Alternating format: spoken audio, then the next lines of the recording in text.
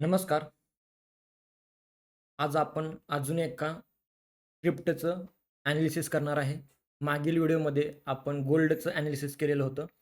तसंच पूर्ण proper analysis आपण या पेयरचं सुद्धा करणार आहे.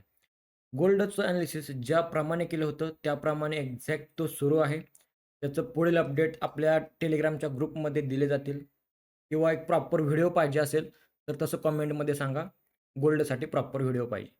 त्याच्यानंतर आपण त्याचा व्यवस्थित अजून एक डिटेल व्हिडिओ बनवू शकतो. आज आपण जी-बी-पी USD या स्क्रिप्टचा एक ॲनालिसिस करायचा प्रयत्न करणार आहे आणि आपल्याला काय चान्स मिळतोय का? किंवा ह्याच्यातून काही शिकता येतंय का? ते तुम्ही व्यवस्थित पाहून घ्या.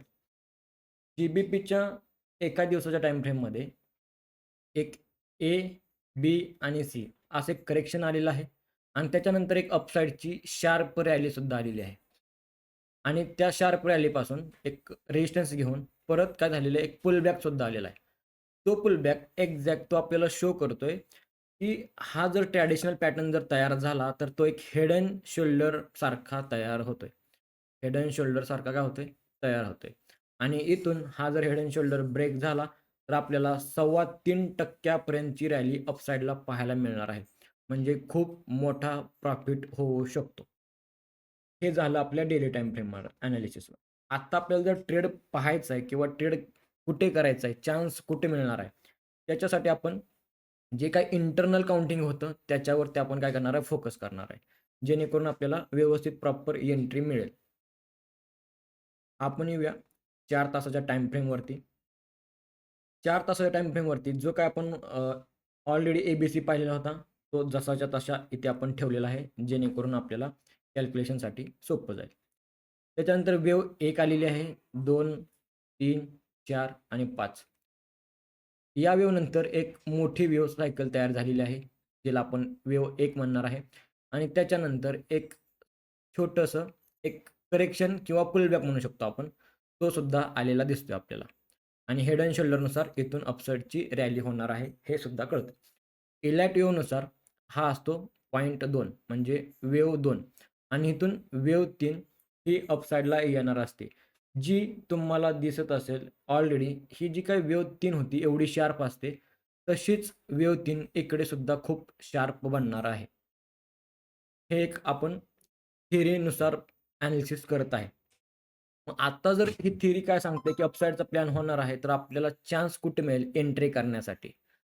आत्ता जी-बी-पी इथून वरती गेलेला आहे आणि इथून जर आपल्याला थोडासा खाली जर पुलबॅक मिळाला, तर आपण प्लॅन करू शकतो अपसाइडसाठी. हा जो काही झोन आहे, तो मी हा लो एक मार्क करून ड्रॉ केलेला आहे आणि इथून एक सपोर्ट घेतलेला होता. तो एक सपोर्ट घेऊन असा ड्रॉ केलेला आहे. साधं सिंपल लॉजिक आहे, वेगळं काहीच नाही. ओके.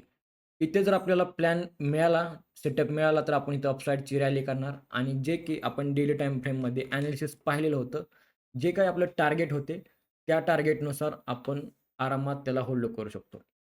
पण जर इलॅटिव्हच्या ॲनालिसिसनुसार जर आपण त्याचे टार्गेट पाहिले, तर त्याचं पहिलं टार्गेट आहे 1.3786.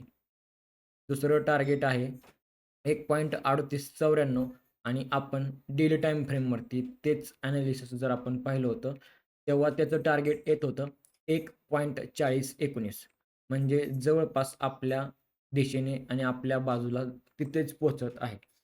पण जर हे ॲनालिसिस जर तसं वर्क केलं नाही, तर कुठपर्यंत हे ॲनालिसिस व्हॅलिड राहू शकतं, ते सुद्धा आपल्याला पाहणं गरजेचं असतं. इथून आपला प्लॅन आहे, की अपसाइडला गेलेला आहे, एक पुलबॅक आला, की आपण प्लॅन करू शकतो. पण जर हा जो काही लो आहे, तो जर लो असा कंटिन्यू खाली येऊन जर ब्रेक झाला असेल, तर आपला प्लॅन इनव्हॅलिड होईल.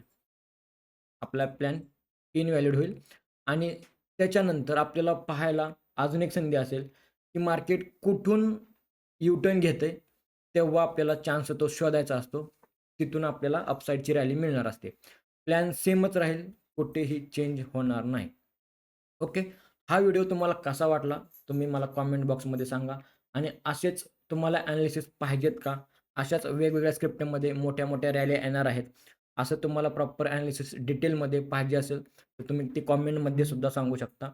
हा व्हिडिओ जास्तीत जास्त आपल्या बांधवांपर्यंत पोहोचवा, जेणेकरून मला मोटिव्हेशन मिळेल आणि मी असेच व्हिडिओ भरपुरात भरपूर तुम्हाला प्रोव्हाईड करण्याचा प्रयत्न करणार आहे. धन्यवाद.